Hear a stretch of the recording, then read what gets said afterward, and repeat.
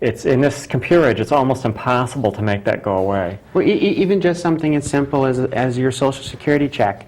Your federal Social Security number, you can't change the gender marker on until after you've had your SRS surgery, your sex reassignment surgery. You may have you may have your state IDs changed. You may fill things out as female. People may not guess, but as soon as they plug in your Social Security number, it's going to bring up a sex of male. And a lot of jobs nowadays, because of some of the conditions of the, I believe it was the Patriot Act, they actually are required to verify your citizenship, which is most commonly done by submitting your employee information or your hopefully employee information, your application information, to this Social Security database. And if there's any flags that go off, then they get a message back telling them that some information doesn't jive. Now, if you have it doesn't mean that there's anything wrong, it just means some information doesn't jive. But if you have your choice between several employees and 3 of them come back clean and 1 of them has a discrepancy, even if that discrepancy is in the field of sex, which is not something that they're supposed to be reporting on because it has no bearing on your citizenship, but it's just easier to cast aside the records that aren't clean. Yeah, and certainly they can start asking questions then. What's going on with this? And interestingly, or not interestingly, I don't know. It's just sort of one of those quirks of modern technology. You and I both know that no matter how much stuff you change, you can change things, and somehow the little electronic gremlins get in there, and things get changed back, and things like your old name will pop up out of nowhere, in a place it shouldn't be, and it's like whether companies, have a problem and they do a data restore, or whether they're just working out of a copy of a database that never got updated, or they're actually looking at paperwork files that predate or a revision history. Your old information never goes away. This is Ray from New London, the one I told you just kind of say hello. Okay. So it's challenging. Yeah, it is, and so if once this comes up, then you have to sort of explain it, and then you look like a liar if you didn't tell them up front. So. Right. Good evening, nlcTrans. You're on the air.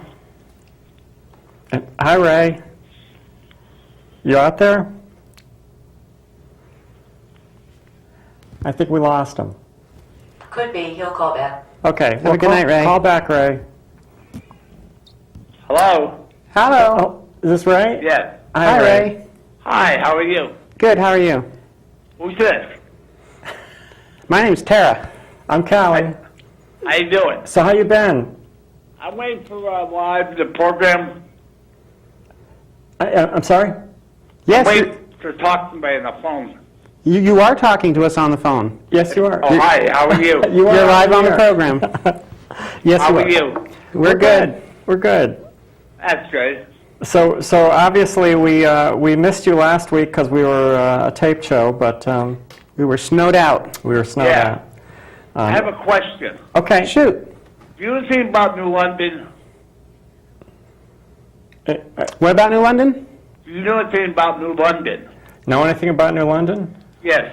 A little bit. Probably You not. see what they're making, what they're working down by the railroad station in New London? Right. Yeah. Right. Can you tell me what they're doing down there? Making the road bigger? No, they're I believe they're redoing some of the walkways and statuaries in that little park. They're rebuilding the park. Who's your guest tonight? Oh, actually, we have no guest tonight. So I guess you're it. You're our Who's guest. the young lady with you? My name's Tara. Huh? My name's Tara. Hi, how are you? Hi, Ray. How are you? I'm doing well. Yeah. You're a nice lady, you know that? Thank you. No, I mean, I'm talking about the lady next to you. You're a nice lady, too. Well, thank you, Ray. Thank you so much. Thanks I for just want to call and say hi to you. Great. Thanks yeah. for calling, Ray. Hi, good night. Have a good Night. night. We look forward to hearing from Ray. Yeah. That was nice. So, Ray calls frequently. Yeah. So, That's cool. Anyway, we were talking about. Gender markers giving you away. Oh yeah. And there's nothing you can do. It's No. and it's a catch-22 because if you don't tell them up front, then it pops up and you just look like you're hiding something. And if you tell them up front, then they find some reason not to hire you. And it depends. It depends too sometimes on how a health insurance company handles it. How closely do they care? Because some of my health records list me as female, and some of my health records list me as male. And fortunately, I have to say my health insurance has paid the treatment bills that they agreed to pay in the contract, regardless of that status. But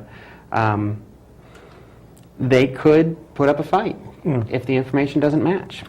Yeah, it's interesting. My insurance, when I transitioned, some time ago, it was interesting that they really didn't say too much. But one of the interesting things they did was they were paying for certain prescription drugs for me, and some of those drugs. Once I changed my name, they said, "No, we won't pay for this one anymore, but this other one that we wouldn't pay for before, now we'll pay for." All because of a name change and a perceived, and I didn't even tell them, but it was a perceived gender change. Because you hadn't changed your marker yet. Right. For that. And that was an interesting thing, but I was on a drug which is generally prescribed to men. And they said, we won't pay for that one anymore, but there was one, prometrium, which was is an progestin, a female hormone. That one they had, before I changed my name, said, we won't pay for that one, and then they said, okay, we'll pay for it. But now we'll pay for it. It was kind of crazy. Well, I'm happy to say my company, they're paying for both the anti-testosterone and both of the female hormone drugs. Cool. So That's a good thing. they're just not asking, and I'm just not telling. Which is good. That works. But that's another issue that obviously is a big problem.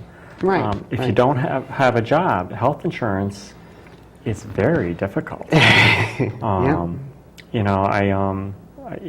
my case, I am no longer employed, and I've had health insurance for the past 14 years through my employer, and I still have insurance, but as of the end of this month, it's going to be covered, and I'm going to have to cough up a very large sum of money every month. Which comes from where? Which comes from where? So exactly, it's like I have no idea how I'm going to manage to keep my health insurance. And when you're transgender, You need it. you tend to need it because you tend to have expensive prescription drugs, and if nothing else, I'm pretty much done with my transition, but I still have maintenance some levels. pretty expensive maintenance drugs, Yeah. which and other issues as well. It's I'm not certainly this has nothing to do with being transgender necessarily, and a lot of people are in this boat. In my case, I had a couple years, 3 years ago, I had a particularly bad atypical pneumonia, which did some significant damage to my lungs. And so I have regular, generally once every 6 months or once a year, CAT scans, PET scans. PET scan is $5,000.